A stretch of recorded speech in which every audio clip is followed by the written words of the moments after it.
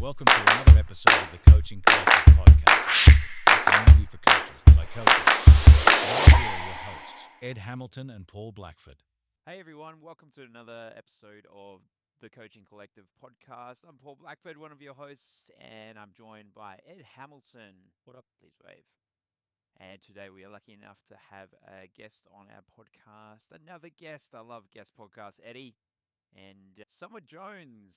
So Summer is one of the coaches who we are lucky enough to work directly with at the Movement Fitness and Wellbeing in Dunsborough, Southwest WA. And we have brought Summer along today to have a chat mostly about a cool little endeavour she's engaged in at the moment. And I'll get her to speak a little bit more about that directly as we go through. So surprise, surprise. Welcome, Summer. How are you doing today? Thank you, The Collective, for having me on. It is a pleasure to be here on my very first ever podcast. I'm ready. So ready. Excellent. All right. Sick. So good Autographs so have to ready. wait till the end, okay? Yeah. Right. You just wait for the influx of followers and subscribers and all those things that will come from this Ready for it. this platform. Here for it, guys. This is episode 10. Yes. Some. It's the first double digits, and this is you. I Nah, love that. I'm glad that you made sure you were well practiced and that you're ready for me by the time you got to this one. 10 And- episodes, Eddie. and Are we we were well practiced? Were we supposed to start at 2:30? Oh, it's 20. It's 2:41. Good. Nice. Perfect. Had Hey, nothing to do with there- me. There's always preamble. We have to it's like warm up Yeah. for a workout. That's Yeah. basically how that goes. All right, so I know a little bit about some bits and pieces that you've done career-wise and whatnot prior to being here with us today. I'm glad But I someone wanted to remembers. I wanted to start with, I guess, touching high level across the board in regards to how you ended up being a coach. I suppose if we don't go too long story, I made a bit of a lifestyle change for myself when I really needed it. I needed to sort some things out, and that kind of led me into participating in group fitness as a part of that lifestyle change, which then frothing group fitness and being the extrovert that I am and just loving that environment. Then thought, hey, I could actually do this and that'd be pretty cool. So then I got lured into doing my certs and started, doing obviously the group fitness instructing and finishing my PT certs, but I didn't actually do PT straight away. Just started with the group fitness and was loving that for a bit. And that was really good.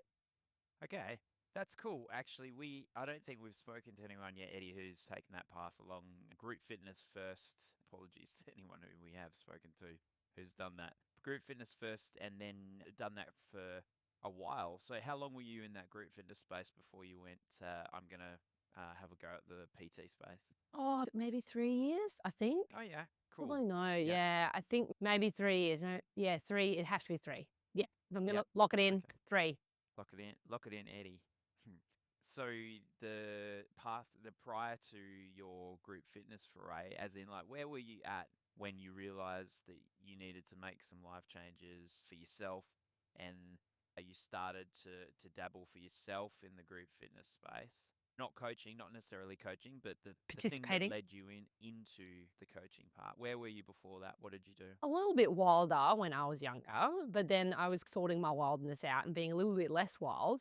But I guess I still wasn't like super looking after myself as well as I could be in all of those main pillars of lifestyle, exercise, nutrition, just even emotionally and spiritually, that sort of thing. And I actually was prompted by my mum to do this course that we had running through the church that I'm a part of. And I was like, nah, Mum, I'm good. I'm not that bad. I only drink like a bottle on the weekend. It's not that bad. No problems here. But then she managed to lure me into it. She actually told me she'd pay for it and that helped. But I did this course and it really did just change my whole perspective on the holistic approach to, lifestyle medicine, lifestyle intervention, your daily choices that really do shape your life now, but also a lot more as you age. Like Okay. what we do now really affects our later years as well as our current situation. So that is what prompted me into then looking at lifestyle and exercise again and all that sort of thing. And then Okay. dove into some group fitness and just went a bit nuts in there instead. I think Yeah, it's right. like cool regards of we've spoken to obviously a few people now and ourselves talking about, I guess, getting into sort of the next question that I wanted to ask you, which was like, we all have our own separate journeys before we started coaching. So Paulie's kind of spoken about onboarding from as a little bit of an older coach in regards to coming from like sales and IT, and how that sort of dictated or not force him, or like it was where he's biased towards. So he's like going into over 40s, training for people, all the same thing as him. For me, it was like growing up and dealing with a lot of injuries, not wanting to go through that, and recovering from stuff myself and finding a passion in that.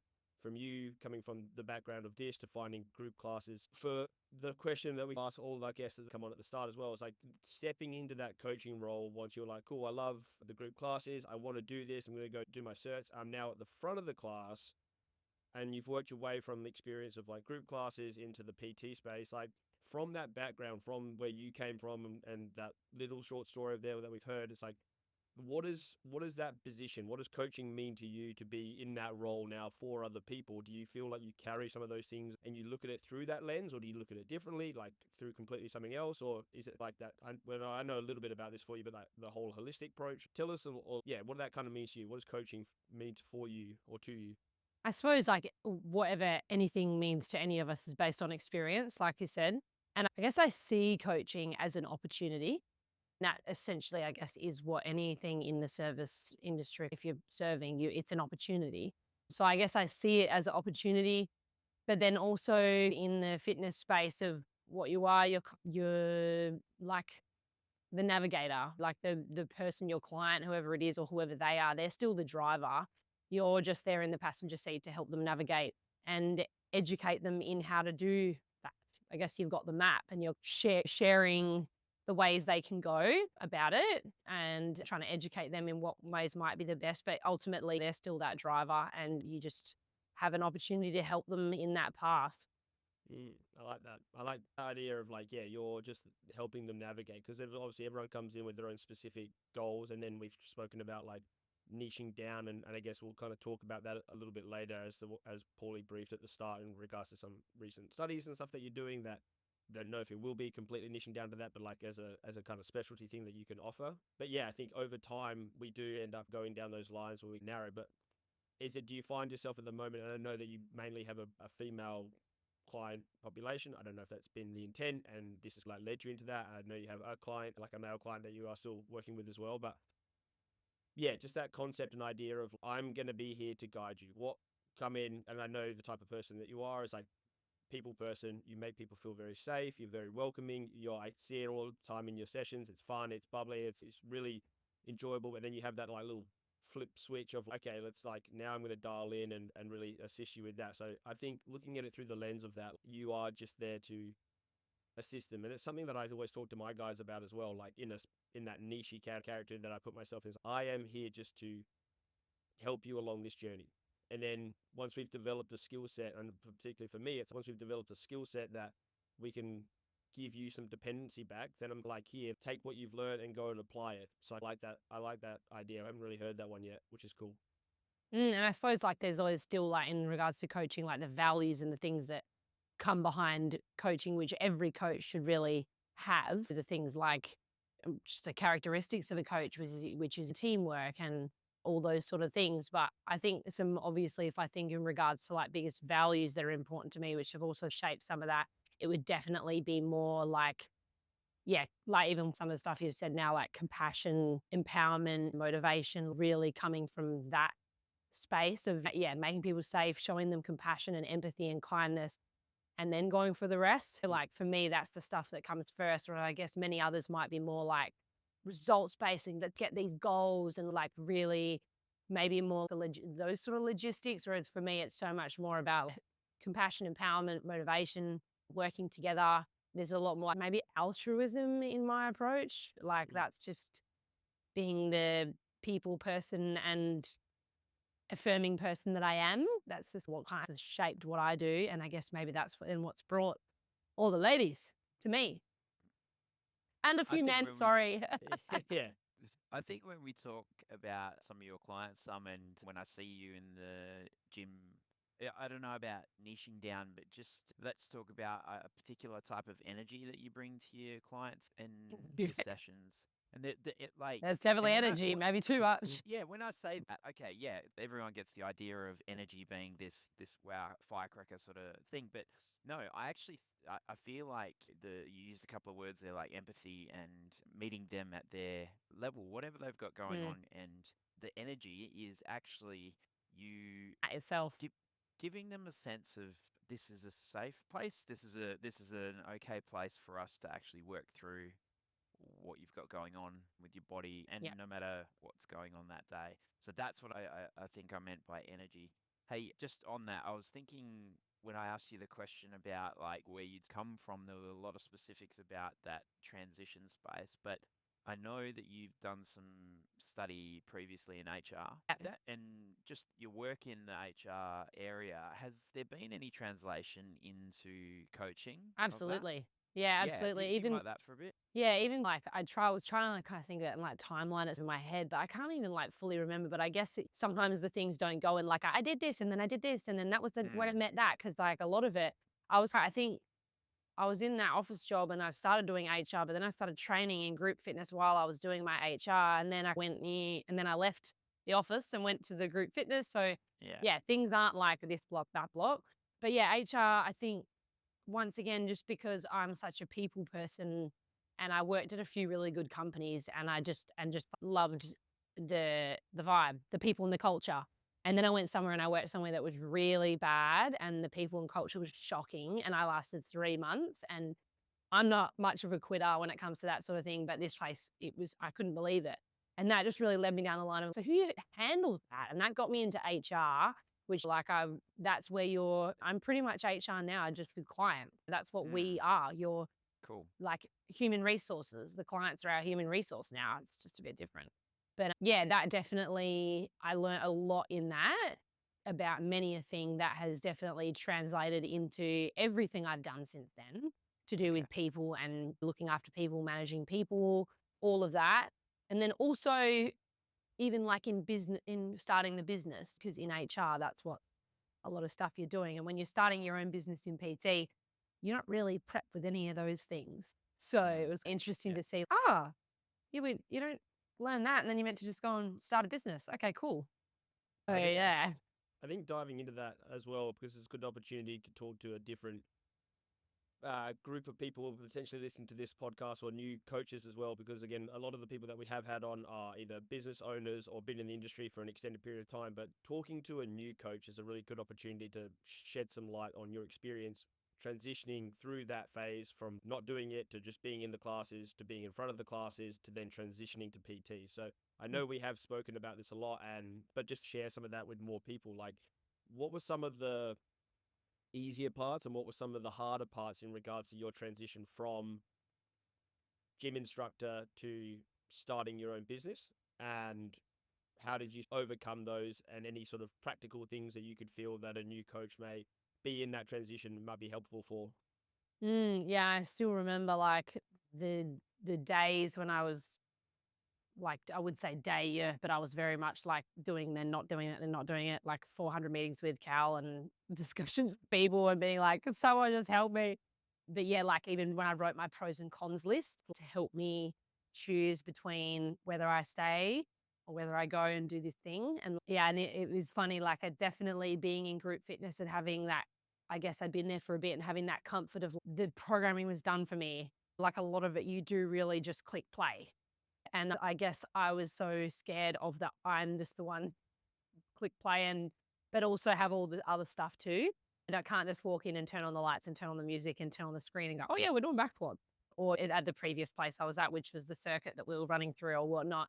Yeah, there was like that fear of then going into and being like, well, I don't even know. Do I just run it exactly like that? Or it's just, just getting comfortable in that scenario and then having to change out. That was like I found that quite a hard transition, Yeah. and way up. So that was definitely a big one for me and that's just purely, I guess, out of my own fear of failure, knowing that if I stayed there, I wasn't failing that. I could just keep Yeah. doing that. Or do I step out and do what I'm hungry for and what I want to do, but don't know how to do it? Yeah. So yeah, that was quite big for me. And in that, what do you think what do you think have been the biggest growing points for you? So taking that leap and being like, okay, because I remember similar to me, like when I was moving down from Perth down to here, and although I'd been in the industry for 5 years and still doing one-on-ones, it was different because up in range of motion with Dan, the way that he had the system structured was through a software program that he had created for all of the trainers to use, which was great because I didn't have to focus on that area of my business. I could literally focus on the client, and the software was like doing Yeah, everything in the exactly. background regarding, okay, this is your bias, this is your strength, this is your weaknesses, this is how many sessions we need to do, and this and that. And I remember still coming down, same to Cal, and being like, you need to teach me how to program because I don't know how to even program a session. 100%. I know I could coach movement all day because that's what I've done. And similar to you, like I could bring it, like for you, like I can bring energy and I can bring a vibe and I can make Yeah. everyone feel comfortable. And those are my strengths. But then not just, both ends, the practical side of things, like what's really developed for you in the time from jumping, and maybe give like a timeline of how long you've been doing PT.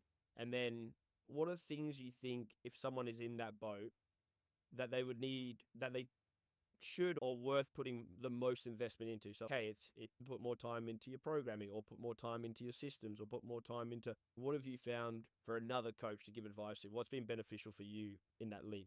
I have been doing it for 18 months, like next week. I started at the Cool. start of 2023, so it's a year and a half. Yeah, I guess like I look at it as my growth is, I'm like, oh, I've only done this. But I guess I don't know, I've done some things in that time. And if I think back, I've come a long way. It did definitely help me because I guess it depends where your weakness is. If you're like you're a great programmer and you've just got all that and that's just how it works for you in systems and the software and socials, whatever, that's good. But you suck with people, then that's what you need to focus on. You know, how you're going to get better with that and build rapport and have energy and all that sort of thing. Whereas for me, it was more the other way. Like I can talk my way out of, and like I could talk. So that for me, it was not, the fear is not being with people or being one-to-one or being in groups. It was mainly like, yeah, the stuff behind that. So programming was a big one that I found I wanted help with. And I think that would probably be the thing I sought out the most help with from Cal at the start. And then along the way, just different bits. Like I think I asked what software and what insurance people use and just different things like that. And now I'm using Stripe and just like those little bits and bits along the way. But I think definitely having like a programming system for me would have been the most helpful. Definitely. Yeah. Awesome. I don't think that's the case in regards, us three in particular talk a lot about this in regards, like, at the end of the day, it doesn't matter necessarily what your niche and stuff is. You're still working with the body, and you still need to have an idea around structure and programming and progressions and regressions and coaching, not just, oh, we're going to just do this 6-week thing and disregarding any sort of adjustments that need to be made. So yeah, it still comes down to the end of the day. I guess like, if you don't care, it's really easy. yeah, If you that's just the don't care, easiest. you'll be Exactly that. fine. Oh, Every yeah, day's push day. We're like training back. Let's just do this. 100%. Whereas like I actually care, and I guess I was so scared of hurting someone or them not getting results, or just for me, it's always about fear. But yeah, the fear of that and doing it wrong was the bit that like overruled everything. Right? Maybe that's why a lot of other people just actually don't fire that hard because they just don't care. I don't know. I think I that's see these advertisements for like packs of workout blocks or work challenge, fully prepared plug and play type challenges for PTs that they can provide to their clients, and I'm like, okay, there's someone's thought about something for someone, but that's not training the person. You know, what were we That's talking a about the other really day? big, yeah. Coach the Training person the in front person of you. in front Coach the right? person in Yeah. front of you. Like, So and that's I'm where just even with grabbing- frameworks and structures, you still Yeah. have to be, have Yeah. that leeway too, because you can end up too rigid in those frameworks and Yeah, structures, and then yeah. you're not coaching the person in front of you. Yeah, You're actually just doing exactly. group fitness to one person. Again, all thing, just I think that's what the we're doing. conversation. I think that's the conversation we've had a lot in regards to the intent as well behind this whole thing with the coaching collective and being a coach and not a programmer. Yeah. Is Yeah. we dabble. I know Paulie has 100%. online stuff, and I know you do some remote things. I don't know if it's online, like, or building that out. And I have a couple of people that I do online, but it's at scale where I can coach them. It's not like Paulie was Yeah. saying. It's not and again, there's nothing wrong with that for making scale and expansion, and it could be a part of a business if you get to that point where you can develop it and awesome. That's for financial reasons, awesome, and community and whatever, all that. But like at the end of the day, when we talk about the craft of what this kind of is and the craft of what you feel you've learned over these like 18 months, and then I know you work so hard to continue to develop that. And I guess this would be a good like leeway into the stuff that Paulie was talking about at the start as to where you're finding yourself now coming into that niche and that. But I think I enjoy always having these conversations with you two, in particular the gym, in regards to, coach the person on the day. What, like I had Elle Golding, who was the young girl that I was doing the mentoring with, and she asked me that same question. She said, "Oh, what do you do with this and that?" I'm like, honestly, I have a Depends. rough plan. We have some sort of structure that we're chasing. I have some sort of framework that I'm going to go forward with my guys. But if they rock up and it's not happening for today, or something's happened, or last minute things need to change, I think that's the main thing that you need to be prepared for as a coach. That not everything is going to go to plan, and you've Yeah, got to be because adaptable to then that. there's still the plan, but then there's what is needed. And some Yeah. days that day, the plan might not be what they need. Yeah, on that as well, then looking at, okay, that was where I would spend more time if I was transitioning to there, to where you are now, 18 months down the road, and heading into some new study work that you're jumping into. As Paulie briefed at the start, give us a little like insight as to what's going on. We've talked about it a little bit, and I was actually having a conversation with Mags today about on the topics of female things, and it was like, oh, I've been talking to some about this, and this was actually really cool, and something that I feel would be super beneficial to have a little bit more knowledge base on myself. But yeah, lead us in and what you've been up to recently and your continual education journey. I guess I knew that I needed to do something, like continually learn in some way. We're always all have our other things that we're reading and subscribe to and learn RX and stuff like that. But I wanted more than that. I was really struggling with my niching. I found I was struggling to niche, even though I may have had a niche coming to me. I was finding it hard to say, write that for myself or put that out there.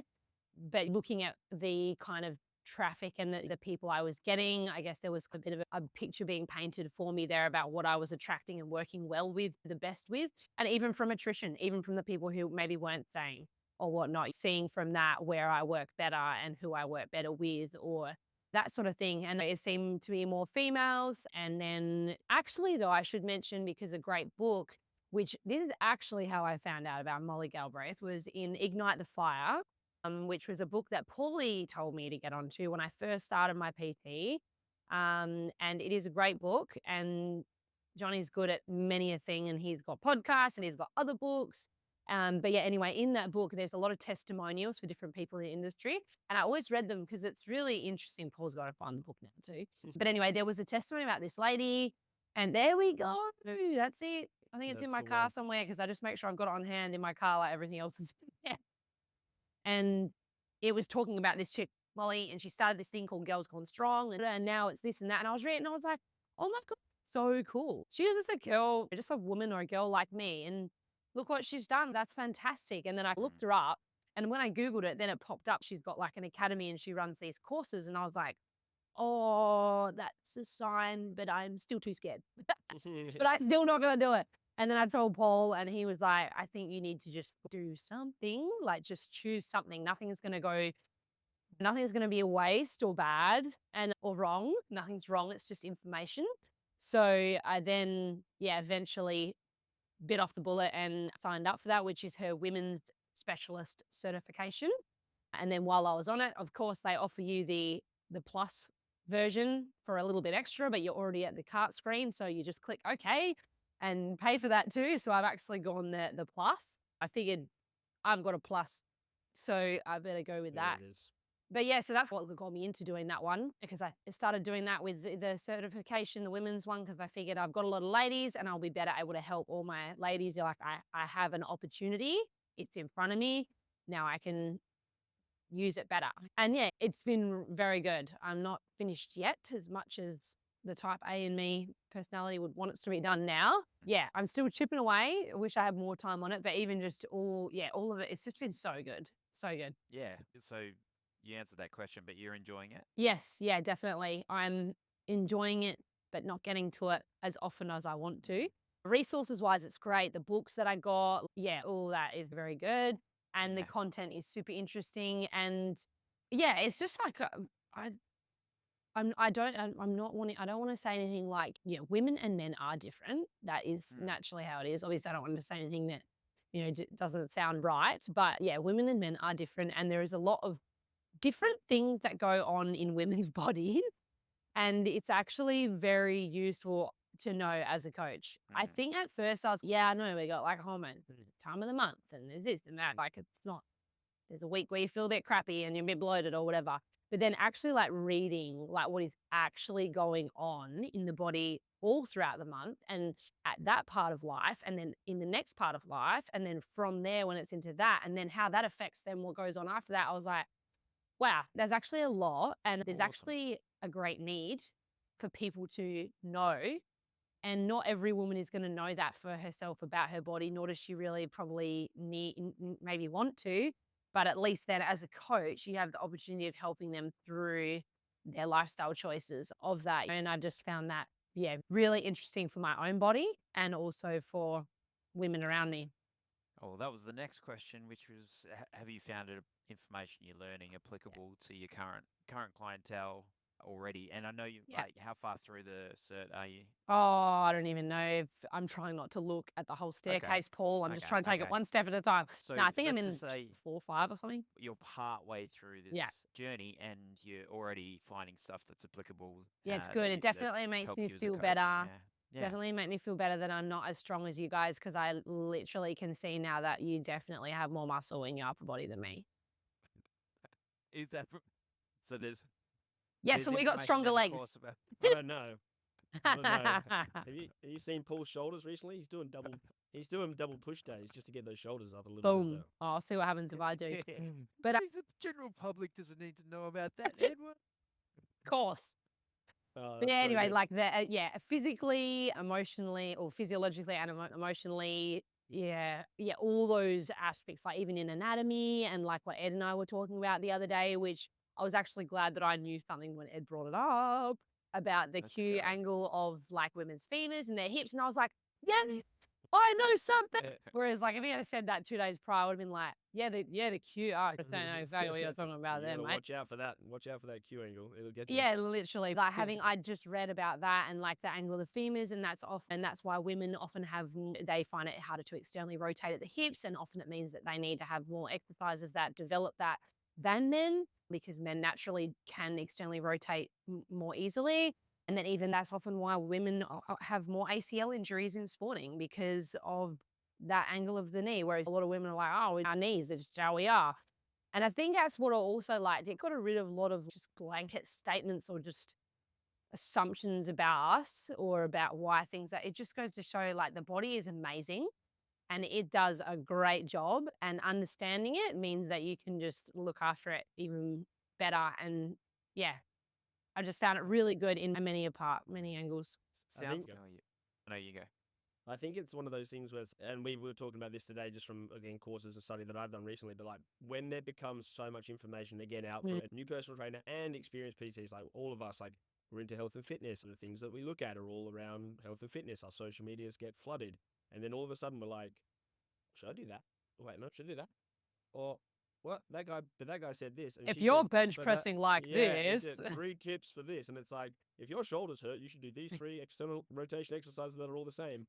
Anyway, it is funny because we put it there at the start, but it does remove the fluff. It removes all the fluff, and you have, like we talk about as well, you have a framework and you have a lens and you have more understanding of how to look at information, like information overload these days for any business, but particularly in the fitness industry, it's so unregulated. It's an absolute bombardment of stuff that can go out there. Not all that's useless, and just obviously looking and knowing where to look and utilizing, I feel, your socials to your advantage and not for a negative of getting, I can't tell you how many people I've just gone, go away, remove, unfollow, not listening, rubbish, debunk. And it's just like, not that you have all the answers, but once you have a framework like that, of these are evidence-based things, or evidence-based, but this is just the fact that this is potentially happens more, or this happens more with female clients. And then you get like countering things to this, and it's just at least you can be strong in the way that you're going to make a decision, or you have something that you can make a decision based all the around. questions. Yes. Like you said, asking better questions. 100%. Yeah. Give you that ability to ask better questions. That's really good. And I think like also Yeah. looking just then and your like socials as well, because I know you've done some like remedial, some massage stuff as well, and like dabbling in other things and this as well. But your thing is like Summer Jones more than personal training.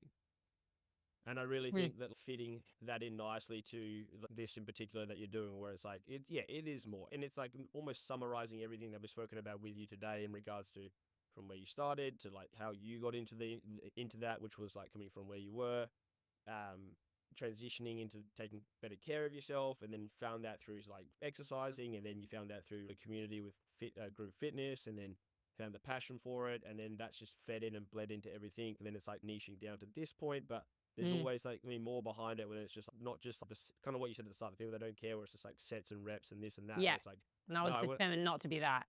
yeah, No and I think offense, anyone. no offense. If you just do that, find another job. Okay, offense, do something man. else. Take it Yeah. back. Go and do that. When you started telling us about the certification with Molly, you mentioned something that you and I talk about a lot, or a reframing of some of the things that pop up for you in life, which is think about a decision not as right and wrong, Mm. or information not as right or wrong. It's data. It's data. Information that feeds back into the. So now that you're partway through this course, and it sounds like you're excited about the information you're taking on, how does that decision making process feel now? Because you weren't sure whether that was the right path or whatnot to take, and you've jumped in, you've done it, you're partway through. How do you feel about that decision now? Yeah, I definitely, I'm not like, I'm definitely not regretting it. And that I know that I think in part of it, there might even be like a cooling off period. And I was like, oh, good, because I might change my mind. And yeah, like I didn't even look back at that. I think it all depends how things are delivered to, like the delivery of it. And it was how it's done is very good. And there was not really any barriers to getting started, which was great. And yeah, as far as content wise, I know that I'm going to be using it, and it's already helped me in my own self as well. So that even just how that translated to me and then into clients, so far it's been more about asking better and different questions, Yeah. which has been interesting because there's definitely been some parts where before it might have been like I don't really understand why that's happening or why that is or what to tell you there.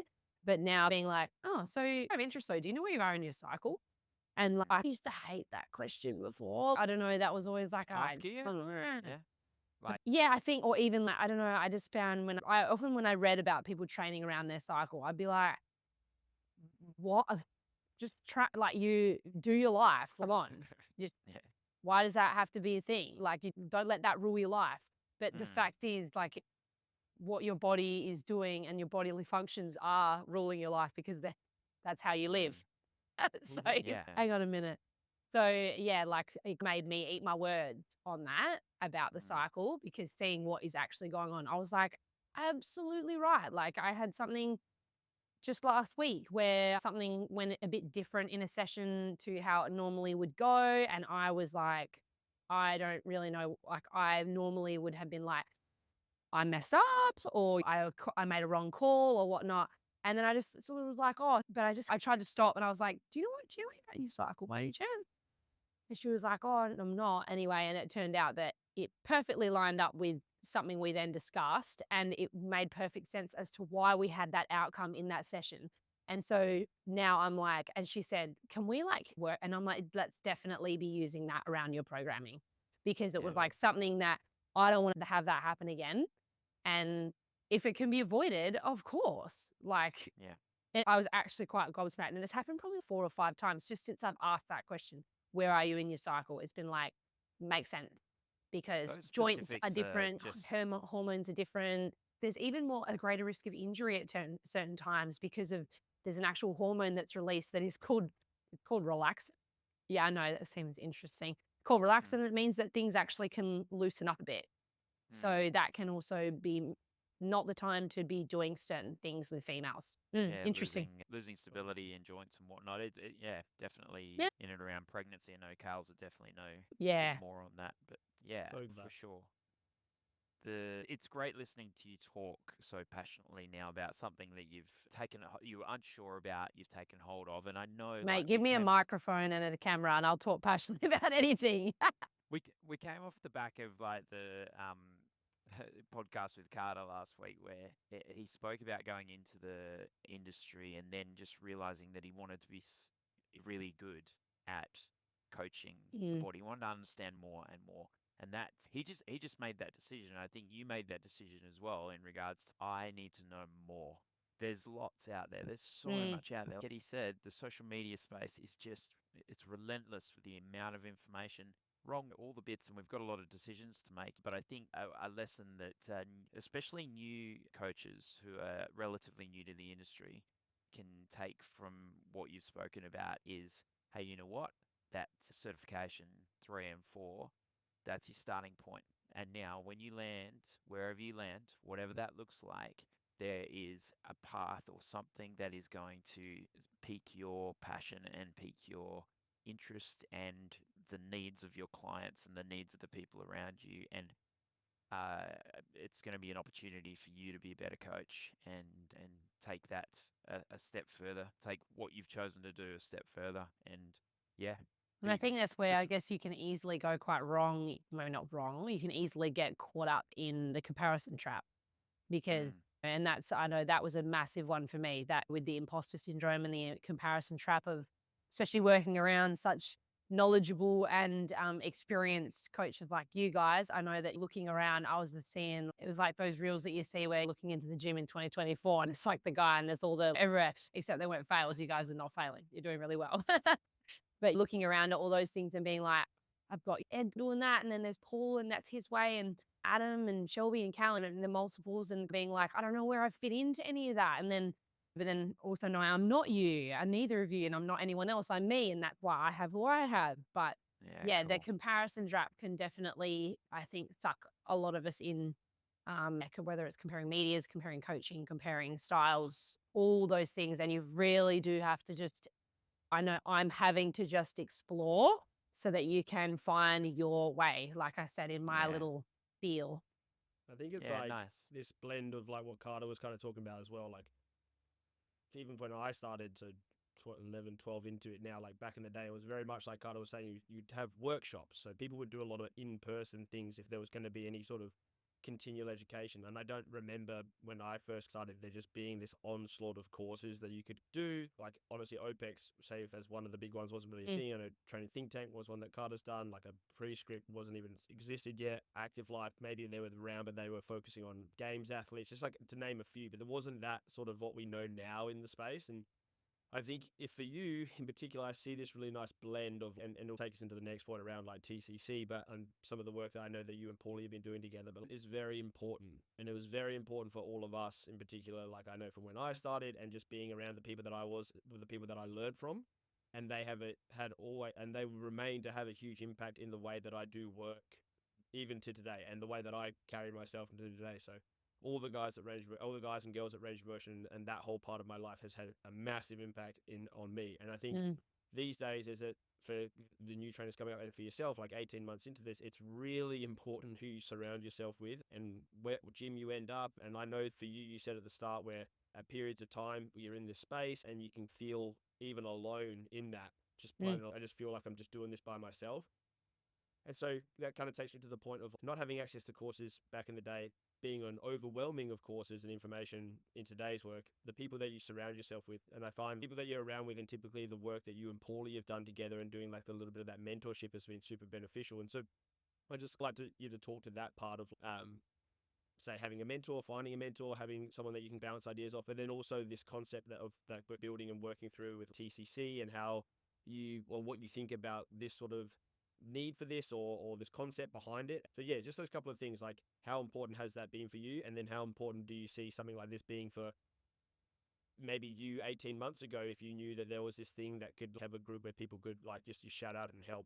I know that this year has been very different for me, but I was like adamant at the end of last year when I had many a time where I just wanted to pull the pin over last year. I found like last year was like essential, critical. You have to have a first year and all that, but I found it really hard. Like, I found it really hard, and I'm not gonna say I did have a lot of fun as well and learned so much, but I just in myself and where was with everything, I found it really hard, and I found really isolating. I was really caught up in comparisons and imposter syndrome. I was just like, yeah, obviously solo working, and I have my family, but not having a partner, like living alone sort of thing. I just didn't really have people to bounce off that understood stuff or even really that I could just rattle off the day to or whatever, except for my mum, which I'm very grateful for because she copped a lot last year. I found it really hard. And I ended up I got mental health support because I was like, I am just rattling around in my head with all this negative rubbish and it's really not helping me get anywhere in my career that I've just started. So yeah, that was definitely something for me. And then getting to the end of the year and being like, nah, I want to do this better. Like I want to do next year better. Like I want to do my clients better. I want to do the movement better. I want to do I want to feel better about what I'm about myself in this. And so that's when I reached out to Paulie and was like, look, would you consider some sort of mentorship with me? Because he'd been doing that already, but unspokenly. And therefore I didn't feel like I could really burden too much because we hadn't made like an expectation thing. And so when I said that to Paulie, he was like, absolutely. We then worked with it that way. And that made a huge difference to me. Just having someone I could just say something to because I wouldn't have a lens on something. And you'd be like, should I use this? And in my head, I'd be going, no, because that costs X much and or whatever. Whereas Paulie would be like, how much time is it costing you now? And I'd be like, oh, and even just other things, even regarding more like business structures or like pricing wise and packages and just, having that person to just like bounce ideas off, that sort of thing. Even sometimes just like saying it. And then often maybe he might say something back and then I might not even do it anyway, but just having someone to just it leaving your head. Yeah. I think that's a problem for overthinkers as well. Like it just is up there and it's going around and around and around and around and it is doing no good. So just having someone that I could bounce off more, that I knew that we had that relationship was we discussed it. It was organized like an organized thing that really helped me. And especially it being Paul, because he's so experienced and in all the different ways. I just found that was great. And we don't honestly have our mental catch up like we used to, but we communicate a lot more anyway. But I think he's probably could say that even since doing that and then just getting on my feet and a bit of momentum this year, I think I've ripped my ears out. I feel like SJPT has been so much better. So I think that I feel like there should be more of that when you do it. I don't know, you have a mentor that signs off on stuff, but I feel like some other structure for that, like I have like a I traineeship, think you for know? me, I would really like for the coaching collective to Mm, at least be pseudo that yeah, for absolutely. new coaches coming into the space because I really value sharing my experience with you and I guess my opinions as well in regards to stuff that I haven't experienced. But if I try and just put my thank you for calling me experienced and not calling me old, that was very thoughtful. But just putting my older or more experienced filter on top of things and going, all right, let's solve this problem together per se, yeah, and see if we can come up with. We have all been through something different, but we've all been there. And I feel rather than seeing us all as competition, which I know that none of you guys do, it can be a bit of a competitive environment. Gyms are competitive. It's normally what brings people there. It can be a competitive environment, but really we are all each other's advocates. We Mm, should all be each other's advocates. yeah, And yeah, me and my journey, it's actually, no matter what I even really do, it is fully wasted if I don't share that with anyone. Like it's yeah, cool. literally a waste of a resource because I have something now that I can share with someone. And if I withhold it, I am actually doing other people a disservice. And is anyone else? Yeah, I think that's I see the that's fact. and that's That's the an really cool thing awesome. about like I love that because this is even just being on this doing this and filming this and Yeah, like we said, yeah. hey, that maybe no one listens to it, but it's there and it's in the background that if someone does like a new trainer is like, what the hell is this? And listens to this podcast and I feel exactly like that. Mm, Hold on, where is this community You know that what? yeah. cool? Someone's going to listen to this and they're going to go, I'm going to sign up for that course. Or Yeah. whatever I was sitting on, And they're going to go, Hey, hey, I you know want some what? royalties. yeah, That's it. royalties. That's information. I'm gonna feed that into the machine and see how it pans out. But I do, Understand. yeah, I definitely, I try and that can come up in any struggle that you have in life, of anything that has been hard, and you have those moments of light, and you feel like, why, or this, it's just a really tough section. And then I can guarantee you there is always an opportunity that comes up where you can actually help someone because you've been through that. And I try to think of that when I'm going through something, to be like, just remember, this is going to be something you can help someone else with. And that's why you're going through it. Believe that's why we have the experiences that we have, because we're always meant to be helping someone else with it. But it's also like brings to light the conversation that we constantly have along in person or on this podcast and just through the whole thing, which is if our education onboarding doesn't change, there shouldn't be a reason, there shouldn't be someone going through that, right? Like that level of just distress because they maybe just didn't feel prepared. And it's constant through the people that we've spoken to, through the mentorship, through the L that I've worked with and I know Paulie with, like, I just don't feel ready. I don't feel ready to do it. And I've just finished my certification, like a Jenna, or I've spoken for yourself and for Elle or for Sam. And it's like the readiness and then how that has a big impact when, particularly like yourself, you're going to go all in. Like, I'm so passionate about this, but even in that first year, you're like, I'm close to pulling the pin because I just don't feel like I can do this. Because you're everything, right? You are the CEO, the CFO, the marketing director. You are the whole shebang is on you. And it's just, I just don't think we're doing a good enough job. And it scares me because it's like, we would lose trainers like you. We would lose people that care so much about helping people to the fact that we don't prepare them better to do this. And I just think Yep. now, as we said, like 10 years ago, where it was in-person stuff, to the point where we are at now, there's that many resources out there for us to utilize or whatever to create something better, or just to I know there's people out there creating stuff that is going to be better, but if that's even something that we can have a small impact in, or as me and Paul are talking about, being advocates for, really Yeah, pushing it's that as a space. definitely, Like, yeah, just I think that the advocate like thing is really big, like just mentoring, but yeah, advocating, helping, letting someone know, nah, you're doing a good job, keep doing it, because otherwise you just, it's just you. yeah, And yes, you 100%. can. Yeah. Mm. Yeah. We're going to wind up in just a sec, and we always have this last question that we ask all the guests that we've had on, which is something that we I can't even count the number of times that we've discussed this, Ed. But if there's one thing that you could change in the fitness industry today, what would that be?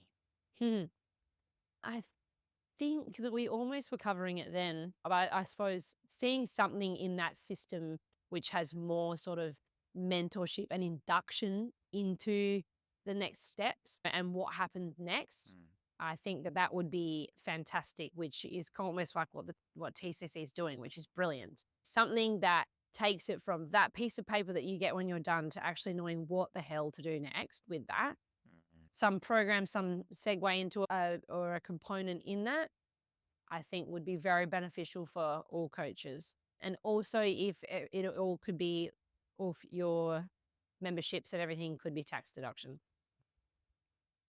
Yeah, boom. I think we've spoken about it, but it's like it has value, that 3 and 4, but it needs to be a bridge. It needs Yeah, to be bridge a it. bridge. Yeah. It's like, all right, you've done that. Now it's like you said, how do you take that from theory to practice, from knowledge to skill? And I think Skill, those are yeah. Yeah. two very different things of being like, I have a bunch of knowledge, I don't know how to use it, and then I'm scared to use it because I don't know if it's going to be right, or I don't know if I've covered anything. But being from knowledge to skill is experience, and I get that. I get that every person is going to go through that. But think about like a surgeon; they don't study and then just go straight to surgery and fuck it up because there's too much on the line. And I feel the same way, that it's like you can't, like I said, you can't do too much wrong, but you can delay that process of learning and getting better, and then potentially, fuck this, I don't want to do it anymore. You know what I mean? And then we just lost another one. And I think it was something like the stat was like, I heard was like 80% of people don't continue after they've done their cert 3 and 4.